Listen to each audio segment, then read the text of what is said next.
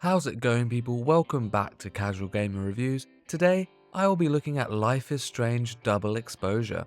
I've been very excited for this game as I am a big fan of the franchise, specifically the original title and Before the Storm. As you all know, this game sees the return of Max Caulfield, the original protagonist. It took me 16 hours to complete my first playthrough, reviewed on Xbox Series X. This game works in the same way as the franchise as a whole. It is very narrative driven and you will walk around interacting with objects and people to get more of an understanding of the story around you. The new mechanic here is Max's powers. Different from the original title, Max can now travel between two simultaneous realities. She can also see echoes of one of the realities, whilst in the other one with an additional power called Pulse. This is used in certain story beats when you need to hear what someone is saying without being physically present. These new powers are fun to interact with, and it is very impressive of the game to simultaneously run two different worlds at once, something we have seen recently in The Medium or Lords of the Fallen. It puts a nice spin on puzzle solving, and I thought it was a great addition. The aesthetics of this game are beautiful. It looks even better than Deck 9's last outing with true colours. I adore Max's new character model and the facial animations are spot on. The Caledon campus, where the story takes place, is also stunning. It's like a snowy wonderland. The game also mostly takes place in some interiors like Max's house, the university buildings, and the bar. It was in these inside places where I'd get most of the graphical glitches. There was noticeable texture pop-ins in some cutscene transitions, and there were also frame dips even on performance mode, albeit not too bad outside of the first chapter. I even had one instance towards the end where Max's camera kept floating in random places around the bar. The music in this game is amazing, perfectly fitting for this franchise where the track lists are always applauded. Tessa Rose Jackson made some songs for the game, and there is also inclusions from Chloe Moriondo and Matilda Mann to name a couple.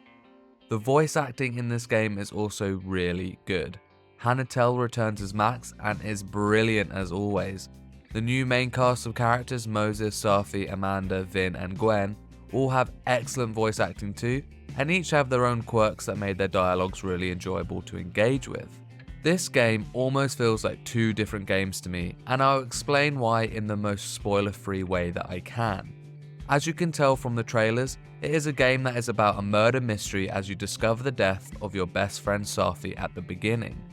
The first 3 chapters of this 5-chapter adventure are compelling and captured my interest as you put on your investigator's hat, navigating between 2 timelines, gathering evidence and discovering secrets.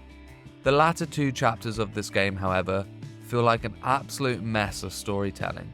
Rushed narratives that are barely explained, decisions that feel like they have no weight, characters that feel like they only exist to be used in a future title.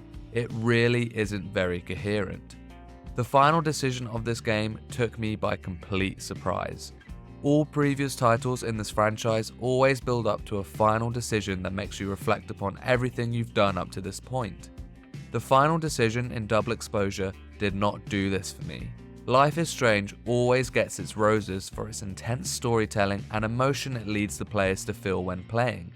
This makes each decision a difficult thought process that will stop and make you consider.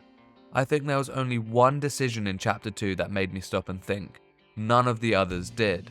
Lastly is the dealing with Chloe Price, a beloved character.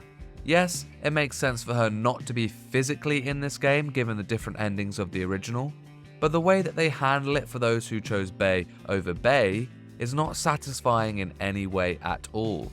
In fact, if anyone actually knows the character of Chloe, they would know that she would never act in the way shown in this game, and so it feels completely out of place.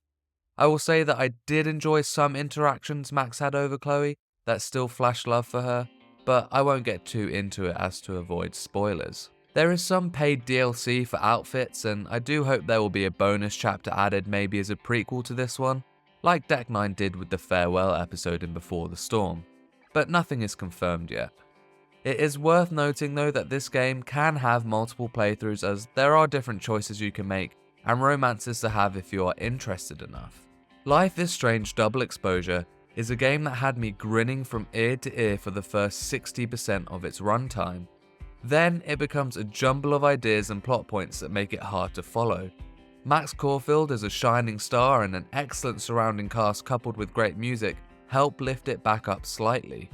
It didn't live up to the hype I so desperately wanted narratively, and I just hope that Deck 9 can get it back on track with the next title, as we see they can do judging by their previous 2 outings. Life is Strange Double Exposure gets a casual gamer score of 7 out of 10. If you enjoy this content, please consider giving a like and subscribe, and for everything casual gamer, keep it here. Peace and love.